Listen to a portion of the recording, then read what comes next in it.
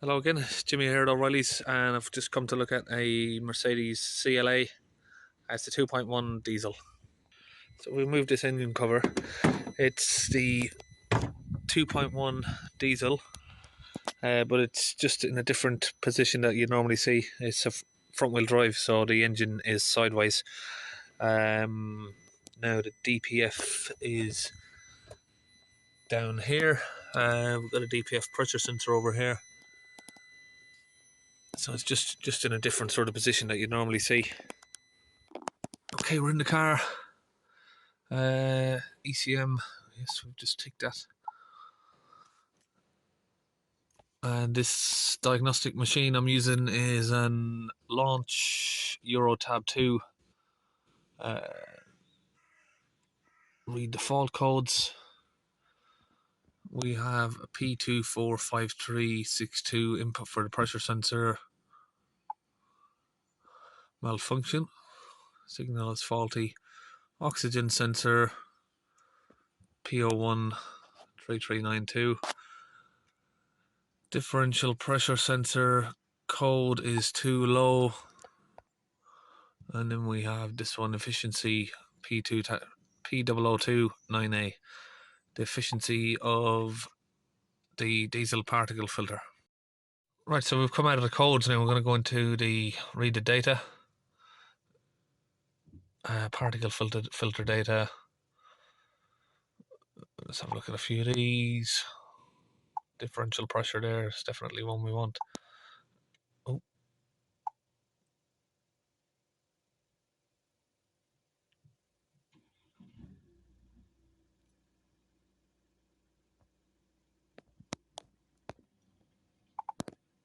Alright, so exhaust back pressure. I'm just going to change the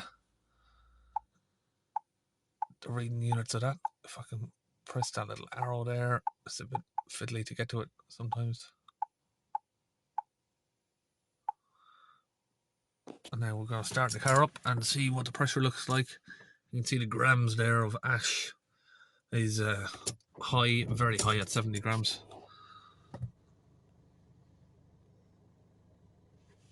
So accelerate it up.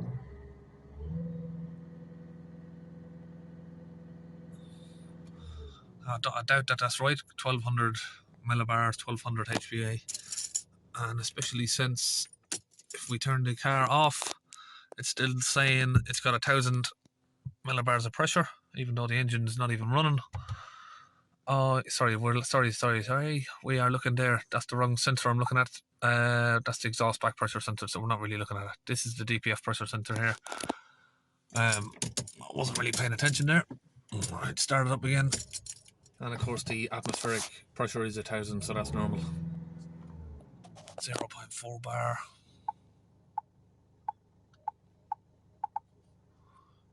HPA 10. So it doesn't look like it's blocked.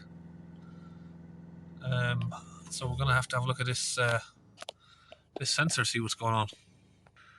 Now, a little backstory here again is he's had it at a garage, and they've apparently reset all of this stuff and told him to just take it on a drive and it'll be fine.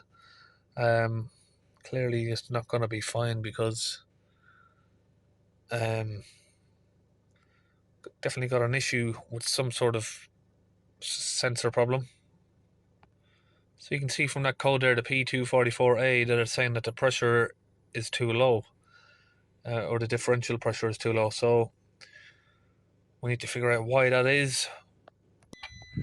So what I'm going to want to do is I'm going to take out the sensor and I'm going to try and test the sensor with a Medivac, see if we're getting the correct readings from it.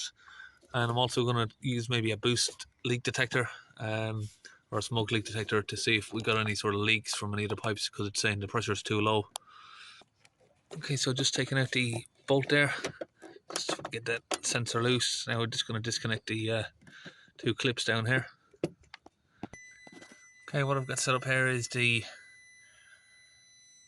pressure hose here connected to the differential pressure sensor from the mid-evac pressure gauge, and we're going to increase the pressure on here, and we should see it increasing on there as well.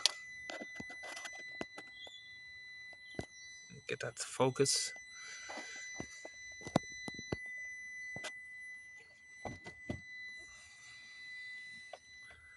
I'm going to increase that to 500, and we should get the same reading up there. So I don't know why there's so much glare on the screen. So you can see that matches on there. The pressure is slowly dropping there, which is the same as that. So we'll release the pressure, and the pressure goes from there. Now I'm going to connect up a digital manometer down to the DPF pressure sensor hose down there that we've disconnected.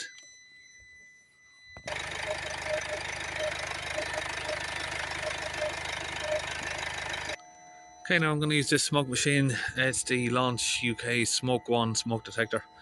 I'm going to turn it on, and then we're going to get the hose connected down to the DPF pressure sensor hoses down there to see if we can see any leaks. And then we'll probably do one on the intake as well to see if we've got any leaks there. Okay, we've got that connected, and it's connected right down there onto the differential pressure hose. So just want to see if we've got any leaks or cracks in the hoses.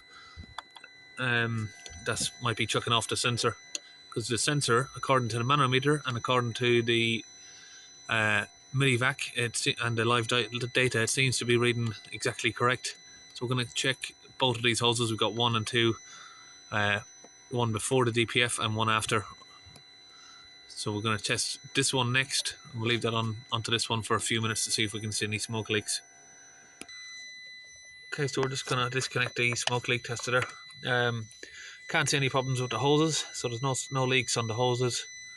It might just be a case that the sensor needs readapting, but I think most commonly, it's very common on these to have a dodgy differential pressure sensor, which is this one here. So that might need changing, but we're gonna try doing adaptations on it and see how it goes from there. Okay, we've done smoke leak tests. We can't find any leaks. We've connected it all back together, and it's possibly, maybe it's intermittently getting a dodgy reading from the pressure sensor, but we're going to readapt it and go from there. Another thing with these newer cars is, I'm not sure if this one's actually got it the same sort of, if it's connected or not, but a lot of the newer cars use an EGR system where the differential pressure again comes back around, goes through an EGR cooler and all of that. I don't think this has got all of that, but you never know. So we're going to clear all of these codes for a minute. Now some of them obviously may come back straight away. We'll just start it up and see what happens when we just clear the codes.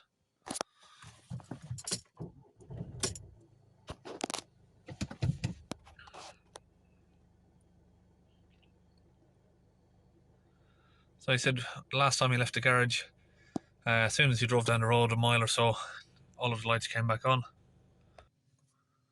Okay, so we're going to go to special functions now, teach-in process.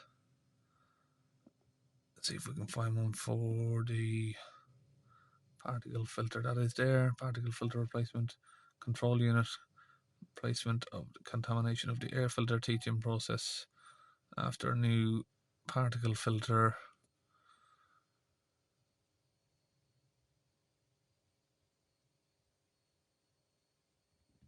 Let's see what we've got down there.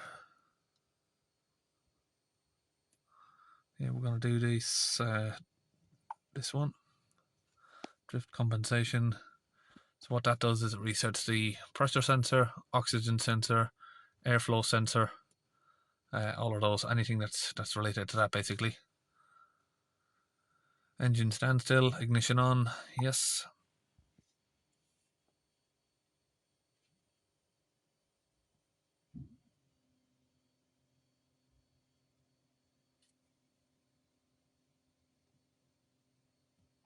Press OK.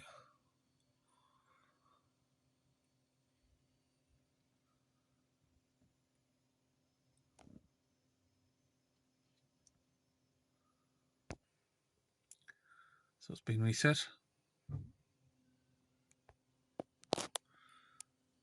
That's done successfully, completed. Okay.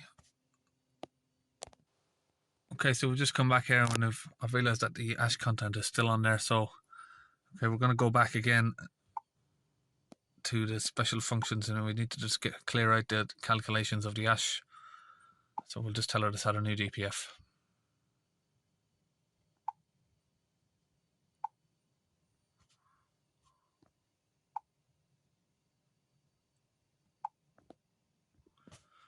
Don't know if anyone's taken notice, but this launch tablet seems to work a fair amount quicker than my Autel on the Mercedes. With my Autel computer, I used to hate working on Mercedes because these sort of functions here used to take 10 to 15 minutes just to load up. And this one is almost instantaneous.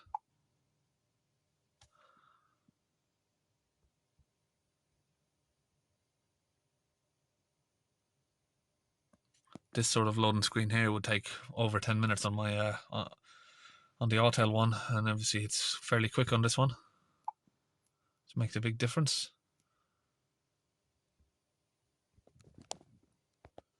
Okay, so that's all done. We'll press OK. Well, now the differential pressure suddenly is not correct because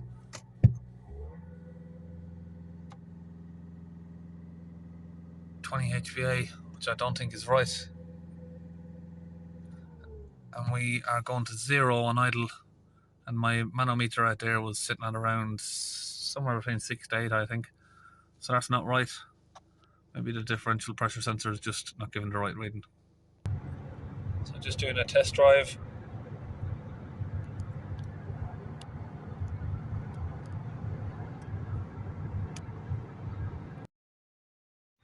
Okay, so we've driven the car around 20 miles or so.